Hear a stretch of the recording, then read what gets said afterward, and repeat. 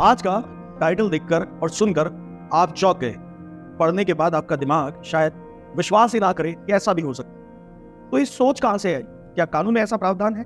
नहीं, आपने कानून पढ़ा ही नहीं। 90% लोगों ने आज तक दहेज की डेफिनेशन पढ़नी तो दूर की बात है, देखी भी नहीं। बावजूद उसके वो लड़े जा रहे हैं ये झूठे केसेस। इसके बावजूद कि कई लोगों के पास दबा कर एविडेंसेस होते हैं कि आपकी बीवी ने दहेज मांगा, आपके ससुराल वालों ने दहेज मांगा।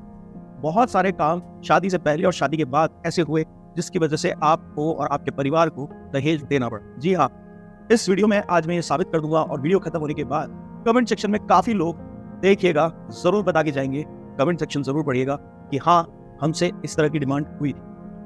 दहेज का रिलेशन बहू से नहीं है, ये भी मैं आज इस वीडियो से आपको साबित, यानी कि आपकी पत्नी ही सिर्फ जो है दहेज के केस नहीं लगा सकती, इसका कोई रिलेशन आपकी पत्नी से नहीं है।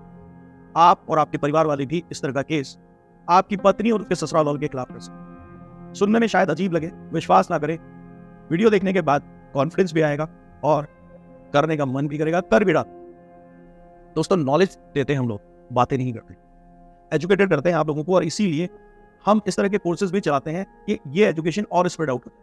यहाँ वीडियो में लिमिटेशन होती है कि हम 1-to-1 कन्वर्सेशन पे नहीं आ पाते, आपकी प्रॉब्लम के जड़ तक पहुंचने की पूरी कोशिश करते हैं वीडियो के थ्रू, पर जब आप हमसे रूबरू होकर हमारे थ्रू अपने केस को डील करते हैं तो फिर आलम इससे भी ज्यादा स्ट्रॉन्ग और सिचुएशनल प्रोग्रामिंग की वजह से बहुत मजबूत तरीके से आप अपने केस के अंदर सफलताएं पाते हैं। आपसे पहले जितने भी लोगों ने कोर्सेज को ज्वाइन किया है, नॉलेज आ रही है, स्ट्रॉन्ग हो रही, कॉन्फिडेंट है। दिए गए व्हाट्सएप नंबर पे आप भी इनकी तरह अगर योद्धा बनना चाहते हैं, झूठे केसेस के खिलाफ मिशन में ज्वाइन करना चाहते हैं, तो इस व्हाट्सएप नंबर पे डिटेल ले लीजिए और ज्वाइन। आप इस वक्त किसी कानूनी समस्या में समाधान चाहते हैं, अपॉइंटमेंट बुक कराइए और उसके बाद दिए गए टाइम पर आपसे बात होगी। नमस्कार दोस्तों, मैं Rahul Saif legal eagle channel में आपका स्वागत करता हूं। लीगल ईगल इंडिया चैनल में देखिए, मैंने जब ये बात थंबनेल पे लिखी होगी, आधे से ज्यादा लोगों को हंसी छूट गई होगी या फिर लग रहा होगा ये विश्वास करने योग्य नहीं है। तो मैं उन लोगों को उनकी गलती बता दूं, आईना दिखाने से सुधार पैदा होता है। तो पहले ये समझ लीजिए कि आपने डॉरी प्रोहिबिशन एक्ट नहीं पढ़ा है, और ये भी सच है कि आपने ढंग से 498A नहीं पढ़ा है। 498A का संबंध किसी भी महिला से है और शादीशुदा महिला से है जो अपने ससुराल जनों की वजह से पीड़ित हो रही है। अब वैसे यहाँ कहते ही आपके दिमाग में सिर्फ आपकी पत्नी की छवि नजर आई और कुछ नहीं आने। इसी तरह से डॉरी प्रोहिबिशन एक्ट में कहीं भी महिला शब्द यूज नहीं किया गया है। हाँ, मैं रिपीट करके बता रहा हूं, कहीं भी महिला शब्द, रिपीट करके बता रहा हूं, महिला शब्द नहीं यूज किया गया है। यहां मैं स्क्रीन पर भी इस तरह के डिटेल आपको शो कर रहा हूं, देखिए। वहां आइदर पार्टी और पर्सन लिखा हुआ है, इसके अलावा कुछ नहीं है। हर जगह पे आइदर पार्टी और पर्सन। आइदर पार्टी का मतलब है कोई जेंडर नहीं, कोई व्यक्ति विशेष नहीं, कोई भी हो सकता है। लेने वाला कोई भी हो सकता है, लड़की पक्ष भी हो सकता है और लेने वाला लड़का पक्ष भी हो सकता है, देने वाला लड़का पक्ष भी हो सकता है, देने वाला लड़की पक्ष भी होता है। इसका मतलब ये होता है। दहेज क्या होता है? दहेज को डॉरी प्रोहिबिशन एक्ट से समझ लीजिए, वहां पर सेक्शन 2 में इसे डिफाइन किया। सेक्शन 2 सीधा सीधा ये कहता है कि कुछ वैल्यूएबल सिक्योरिटीज, अब वैल्यूएबल सिक्योरिटीज जो है वो सेक्शन 30 जो है आईपीसी से डिफाइन होता है, किसी के कानूनी अधिकार में है। जैसे कि मान लीजिए आपका गोल्ड है, जिसकी आपके पास जीएसटी पेड बिल्स हैं, वो कानूनी अधिकार है आप उस कानूनी हक से उसको होल्ड करते हैं। अब उसकी किसी ने डिमांड कर दी तो जो उसका कैश पैसा दिया गया है वो भी आपका कानूनी हक है, और उसके बाद आपने उसको उसकी डिमांड पे दिया है, या फिर पूरा का पूरा कैश जो आप होल्ड करते थे वो किसी की डिमांड पे आपने दिया है, तो वो डिमांड की पूर्ति करना दहेज कहलाता है।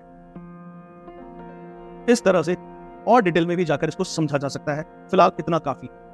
तो अब इसको समझते हैं कि पत्नी पर दहेज का केस कैसे लग सकता है, आप कैसे लगा सकते हैं। देखिए, पहले मैं 498 से समझाता हूं, वहां महिला शब्द यूज हुआ है। महिला का मतलब यह है कि कोई भी शादीशुदा महिला जो किसी ससुराल में बहू बनकर रह रही है, इसका सिंपल सा मतलब यह है, हालांकि बहू वर्ड वहां यूज नहीं हुआ है, पर उस पर डिमांड की वजह से होने वाली क्रूरता का संबंध है। कितने ही लोग हैं, 50% लोग मिल जाएंगे जहां पर उनकी बहुएं अपनी सास के नाम की प्रॉपर्टी खुद के नाम कराने के लिए अपने पति और पति के घर वालों पर प्रेशर डालती। जी हाँ, ये 498 की क्रूरता के अंतर्गत आता है, बिल्कुल आता है, और इसको जायज तरीके से आपकी माता जी आपकी बीवी पर डाल सकती है। पर वो तो बहू नहीं है, वो तो सास है। जी नहीं, ढंग से जाके डेफिनेशन पढ़िएगा, साफ लिखा हुआ है।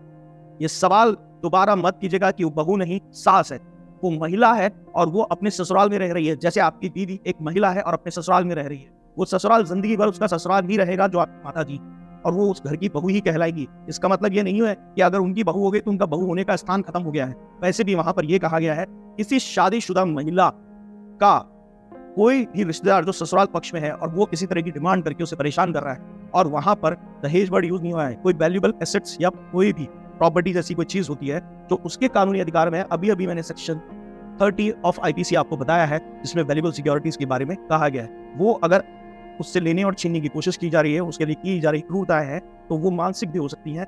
इसमें कभी कभी ऐसा भी आता है कुछ पैसा है, ससुराल वाले कहते हैं ट्रांसफर कर दो ना तुम पे केस लगा देंगे, ऐसे सबूत आप लोगों के पास होते हैं। ये दहेज की डिमांड ही है, ये 498 के अंडर भी आता है और टीवी 3 और 4 का भी एक पूरा का पूरा केस बनाता है। इसके अलावा अगर वो आपके केस में ये कर रहे हैं कि आप अगर ऐसा नहीं करेंगे तो हम आप पे केस लगा देंगे, तो यहां पर मानसिक क्रूरता का भी वर्णन हो रहा है।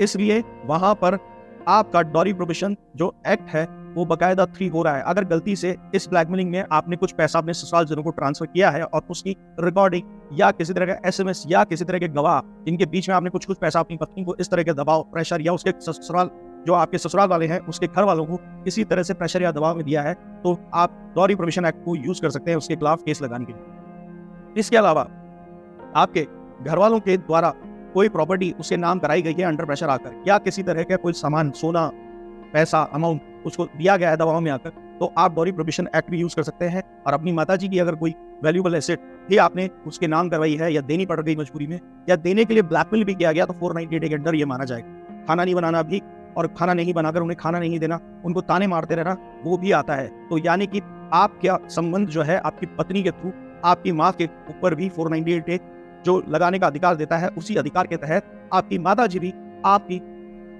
पत्नी के ऊपर 498 का केस लगा सकती है, इस तरह की कोई गतिविधि हुई है। इसके अलावा कई बार पत्नियां स्त्री धन लेकर आपकी माताजी का गायब हो जाती हैं, तो वो क्यों डिमांड कर रही है? आपकी माताजी से भी 406 लगवाइए और स्त्री धन की रिकवरी का केस तुरंत लगवा दीजिए। अगर अभी तक आप पर केस कोई नहीं लगाया और आपको पता है कि लगने वाला है, मगर ये सब कार्रवाइयां आपके साथ हुई, भूल जाइए कानून का दुरुपयोग। याद रखिए कानून की सही परिभाषा जो सदुपयोग की तरफ लेके जाती है। गलत डेफिनेशन में मत फंसिए, क्योंकि इस परिपाटी से काफी लोग मोटा पैसा छाप रहे हैं और इस वजह से क्योंकि वो आपको डराते हैं, क्योंकि वो आपके दिल में टेंशन भरते हैं। एंटीसिपेटरी बिल ले लो, आपको जेल हो जाएगी, इतना पैसा दे दो, आप इतने में सेटलमेंट कर लो। कई लोग तो थानों में ही सेटलमेंट कर लेते हैं, कोर्ट केस तक नहीं लड़ते, या अपने ससुराल जनों के खिलाफ इस तरह की कार्रवाइयां नहीं करते। अवेयर रहिए, सजग रहिए। आप अपने सिविल राइट्स की प्रैक्टिस कर रहे हैं। कानून सिर्फ आपको डराने के लिए नहीं है, आपकी रक्षा करने के लिए। वीडियो अच्छा लगा, अब बात समझ में आई तो कमेंट सेक्शन में बता के जाइएगा, जिससे कि और लोग आपके कमेंट से सीखे। आपको बात समझ में आई तो 4 को और भी समझ में आएगी। Thank you.